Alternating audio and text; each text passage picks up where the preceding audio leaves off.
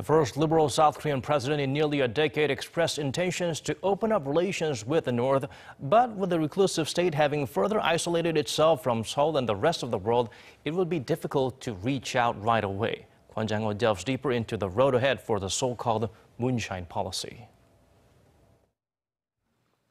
On his first day in office, newly elected South Korean President Moon Jae-in was quick to differentiate himself from the previous administration as he looked to actively reach out to North Korea.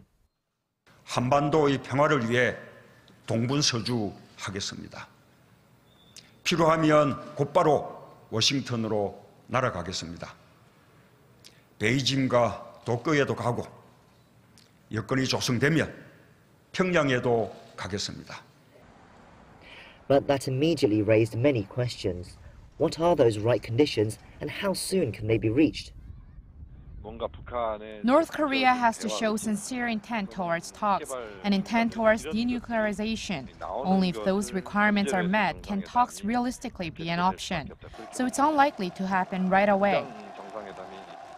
However, some argue North Korea's actions over the last few months might have put them in an awkward position where they might be more willing to make concessions. The U.S. has stated a possible military action, and even China has been putting pressure on the regime.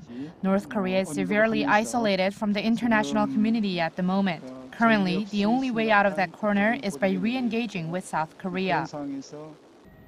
If Moon is willing to open up relations with North Korea again, another question is to what extent. Reopening of the joint industrial complex in Kaesong and resuming tours of the North Mount Kumgang have been suggested, but there are concerns they could violate strict economic sanctions put in place by the UN Security Council last year. But there are other avenues Moon could pursue.